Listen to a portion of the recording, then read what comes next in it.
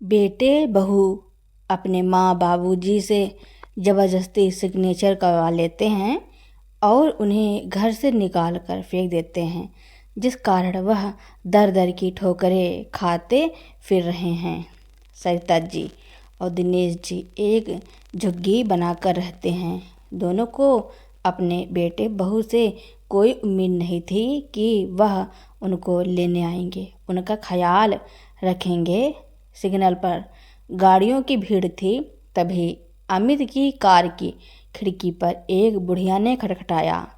अमित ने खिड़की का शीशा नीचे किया तो वह बुढ़िया कहने लगी, बेटा यह गुलदस्ता ले लो, तुम्हारे काम आएगा। सिर्फ 50 रुपए का गुलदस्ता है, ले लो बेटा, सुबह से बोहनी नहीं हुई है। अमित ने उस बुढ़िया को देखकर तुरंत पहचान लिया, क्योंकि कभी यह पड़ोसी हुआ करती थी। फिर अमित अपने पिता के निधन के बाद अपनी माँ को लेकर विदेश चला गया था। आज वह कई सालों बाद अपने शहर लौटा था और यह उसकी सरिता ताई है, जिनके हाथों की उसे खीर पूड़ी काफ़ी पसंद थी। पर सरिता ताई की ऐसी हालत, अमित ने अपनी कार सड़क के किनारे करके उस बुढ़िया से कहता है, ताई आपने मुझे पहचाना नहीं है, मैं अमित आपका अम्मू, बड़े दिनों बाद आया, तू कितना बदल गया है। यह कहकर सरिता जी रोने लग जाती हैं। ताई आपकी ऐसी हालत, और दिनेश जी वह कहाँ हैं? अमित ने पूछा। अमित के इस सवाल से सरिता जी अपनी उंगली से इशारा कर अमित को एक तरफ देखने को कहती हैं। अमित देखता है कि यह बुढ़ा खड़ा एक भारी थैला लटकाए बच्चों के खिलौने बेच रहा है। गर्मी और धूप से परेशान है। वह बूढ़ा आदमी राह चलते हर एक आदमी को खिलौना दिखा रहा है और एक फटे गमछे से अपना पसीना पोंछ रहा है।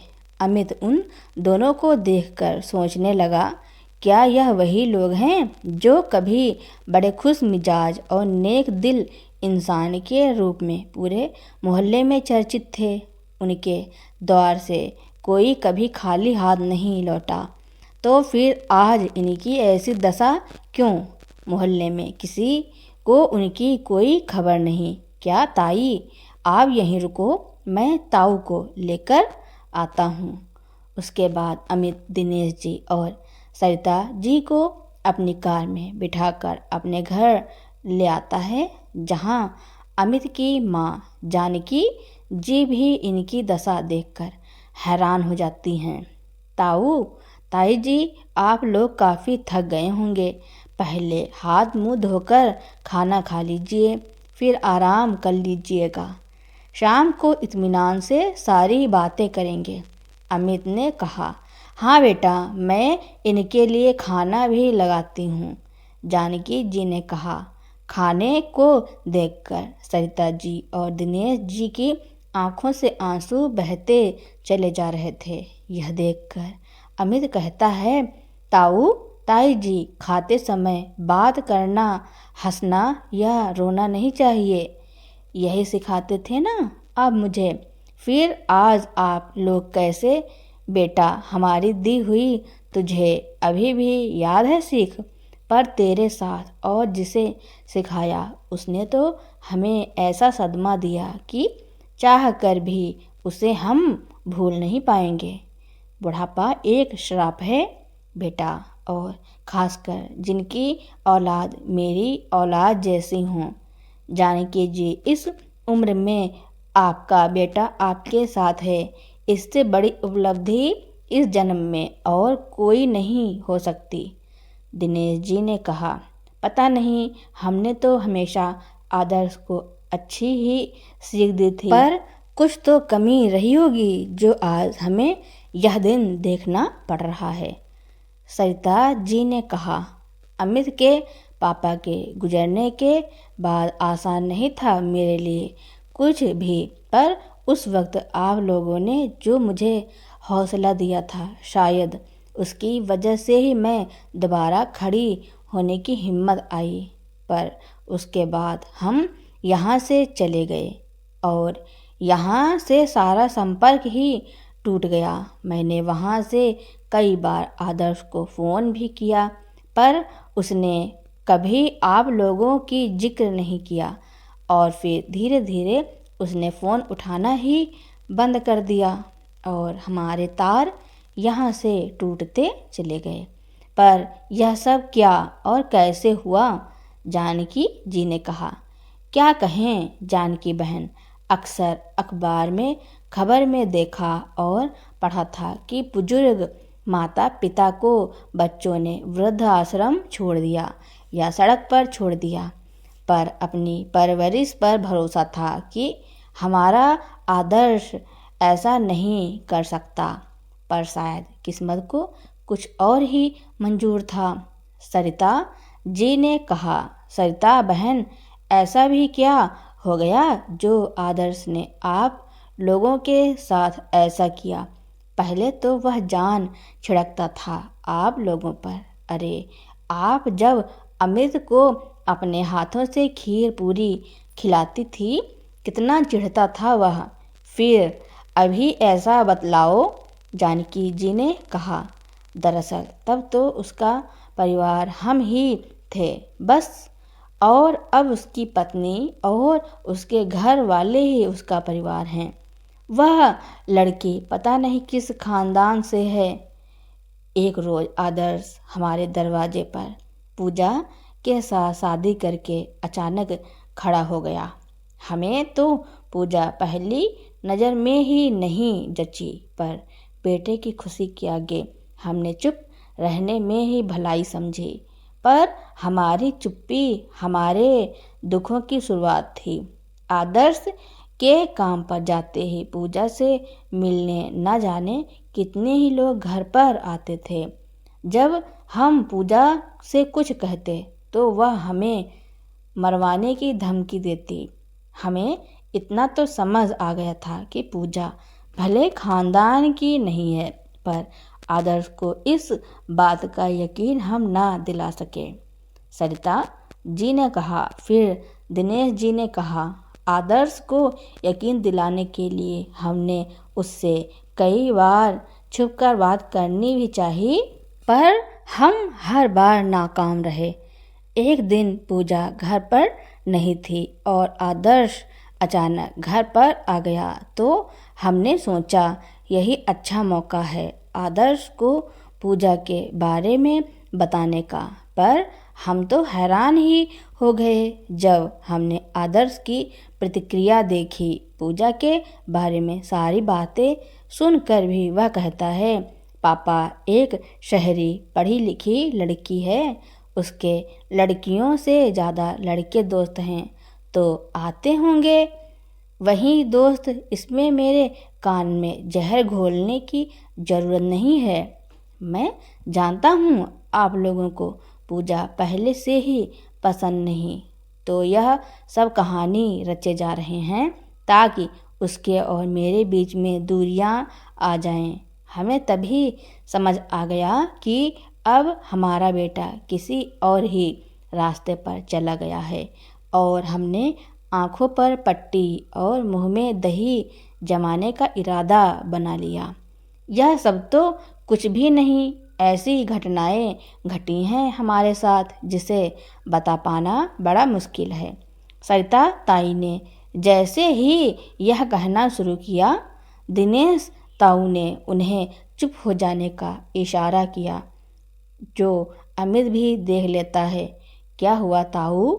ऐसी कौन सी बात है जो आप ताई को कहने से रोक रहे हैं? अमित ने पूछा।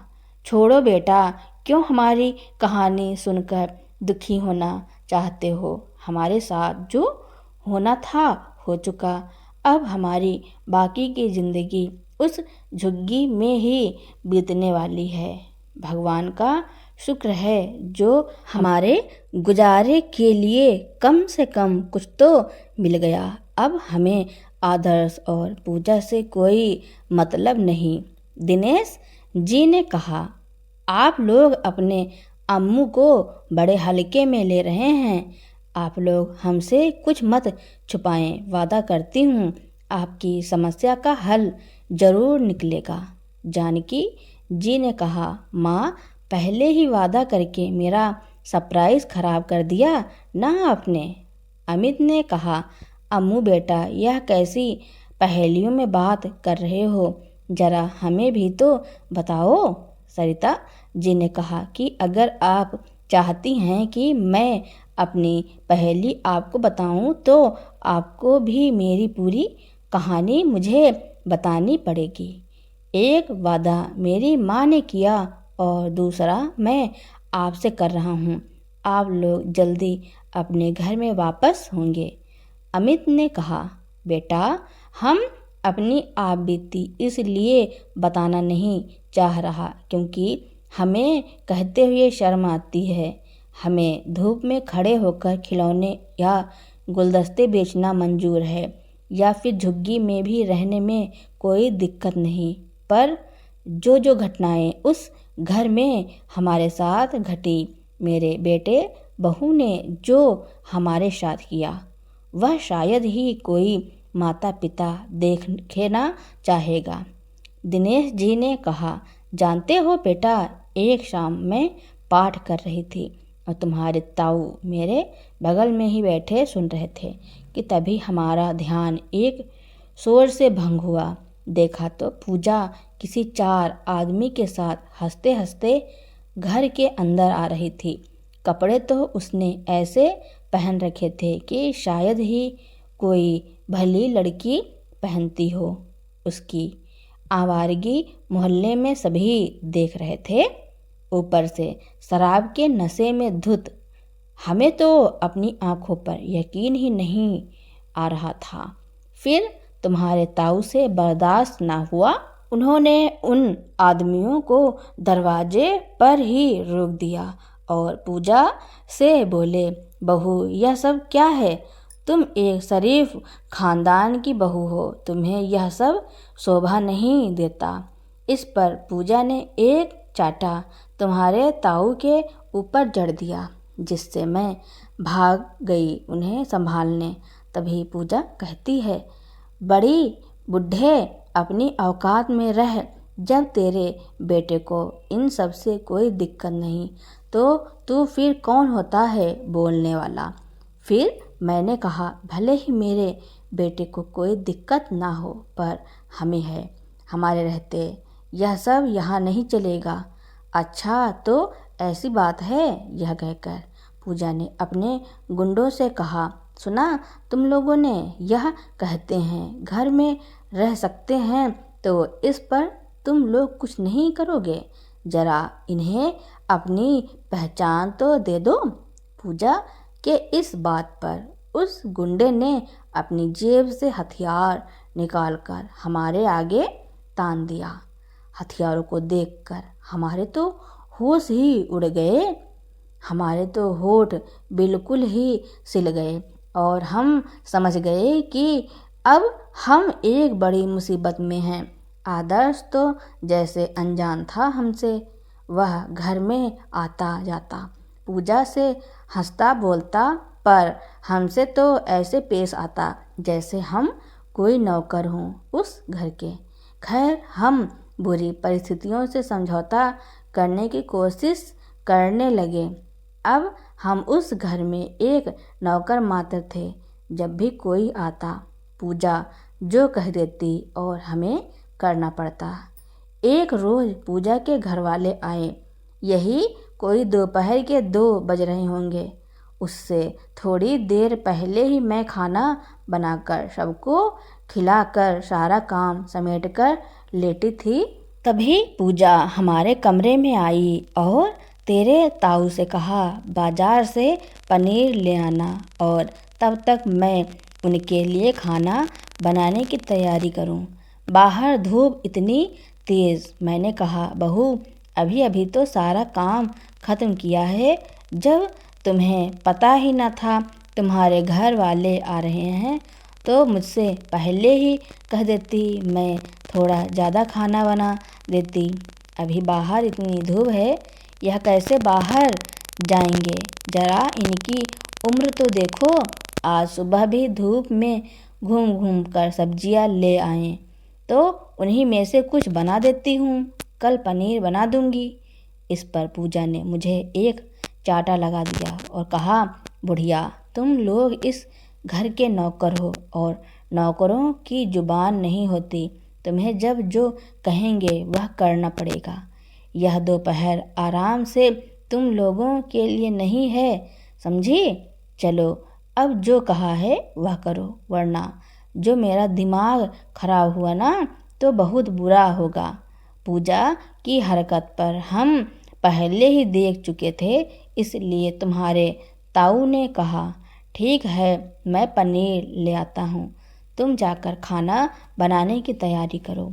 फिर तुम्हारी ताऊ जैसे ही पनीर लेकर लौटते हैं, वह पसीने से तर सोफे पर बैठते हैं कि पूजा का भाई कहता है, पूजा, मेरी सिगरेट खत्म हो गई है, मैं जाकर ले आता हूँ।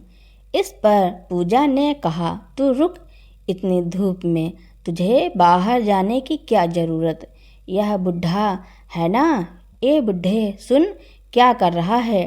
बैठे बैठे जा मेरे भाई के लिए सिगरेट लेकर आ। पर बहू, मैं तो अभी बाजार से पनीर लेकर आया हूँ, वह भोला की दुकान पर नहीं मिला।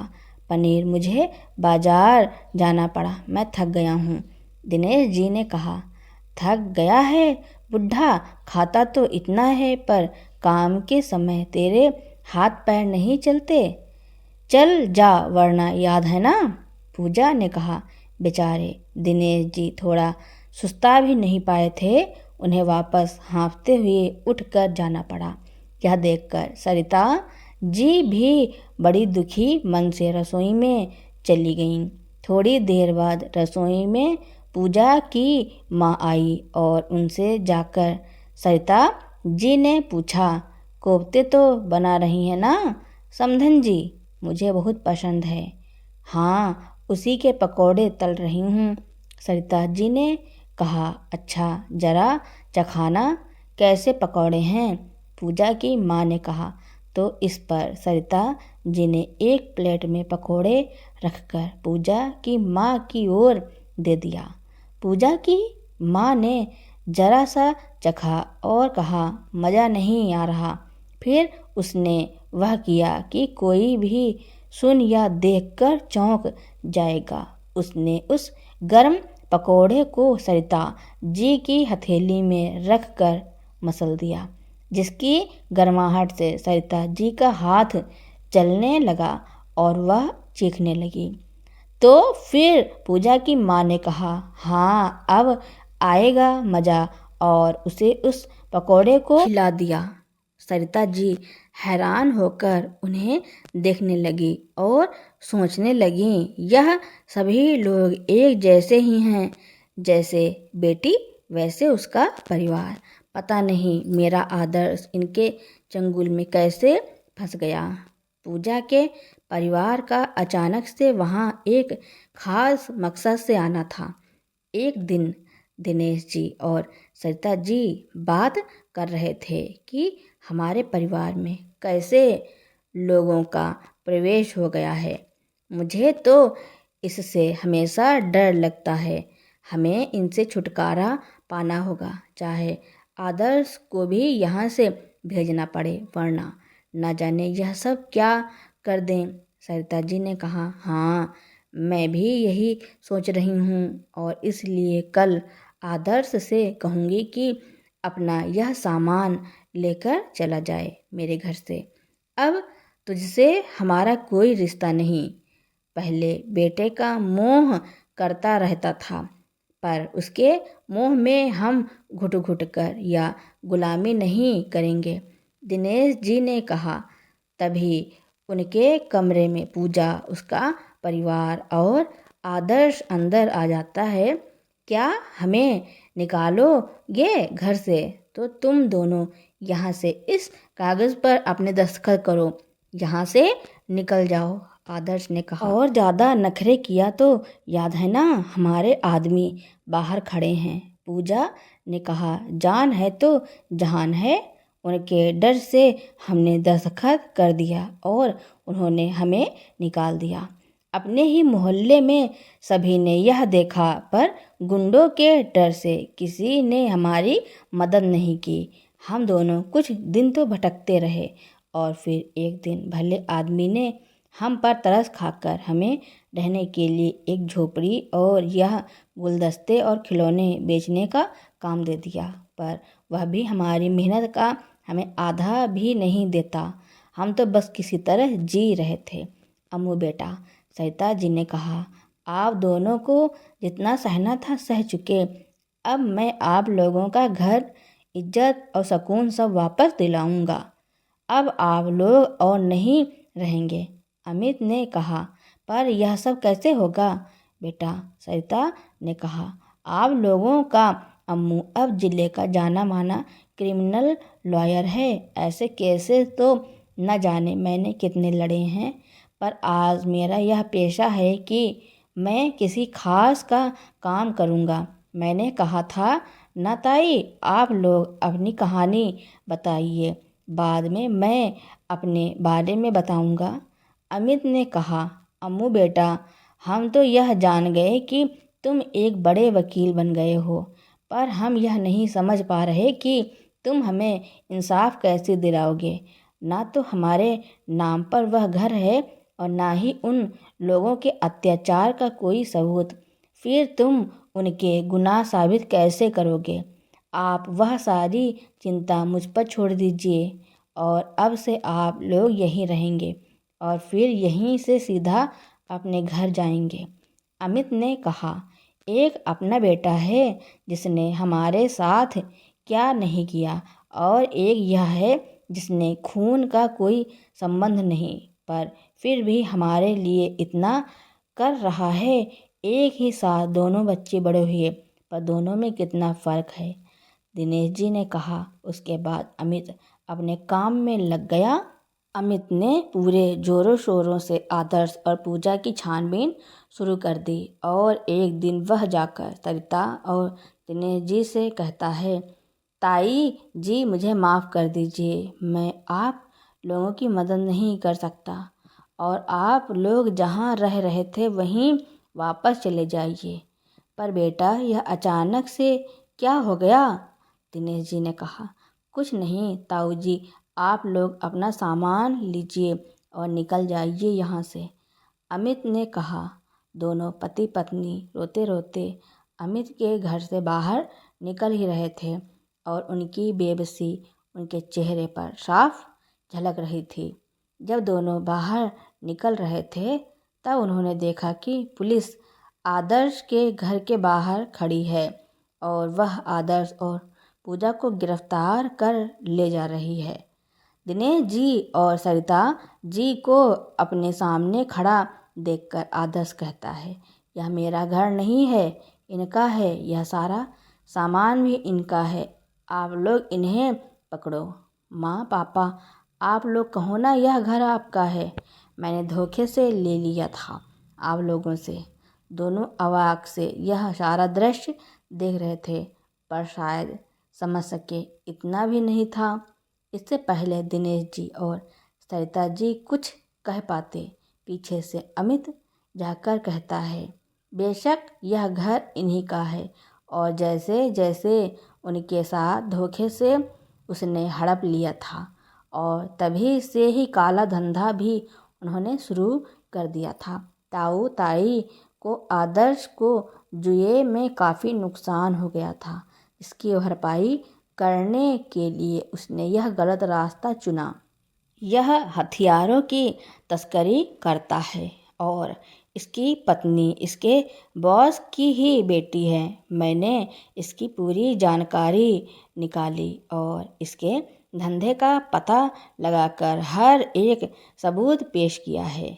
अब यह आदर्श तो लंबा अंदर जाएगा और क्योंकि इसकी सारी कमाई सीज कर दी जाएगी, इसलिए अब यह कभी बाहर बिना अपनी मर्जी से नहीं आ पाएगा। मैंने यह भी साबित कर दिया कि यह घर आपका है और उसने धोखे से लिया तो अब यह घर आपका फिर से वापस आ जाएगा।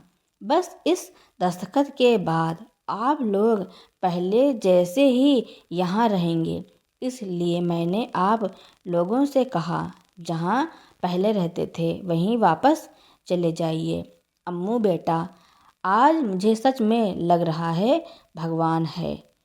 हमने तो झोपड़ी में ही अपनी पूरी उम्र बिताने की सोच ली थी, पर पता नहीं तुम कहाँ से आए हमें सहारा देने। रुको, एक और ज़रूरी काम करके आती हूँ। यह कहकर सरिता जी आदर्श के पास जाती हैं।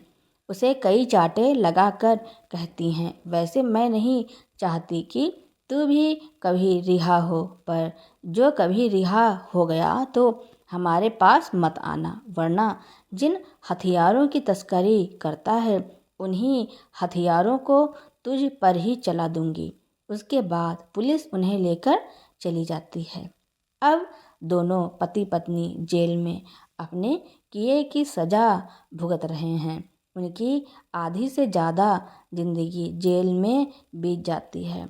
जब बाहर आते हैं कई बार अपने माँ बाप के पास जाते हैं उनसे माफ़ी मांगने, लेकिन वह उन दोनों को माफ़ नहीं करते हैं और ना ही उनसे बात करते हैं, बल्कि उन्हें जाने के लिए कह देते हैं। तो दोस्तों, अमित ने अपने ताऊ और ताई जी के लिए जो किया उसके बारे में आपका क्या कहना है और यह कहानी आपको कैसी लगी कमेंट में ज़रूर लिखना। मेरी कहानी सुनने के लिए आपका बहुत बहुत धन्यवाद।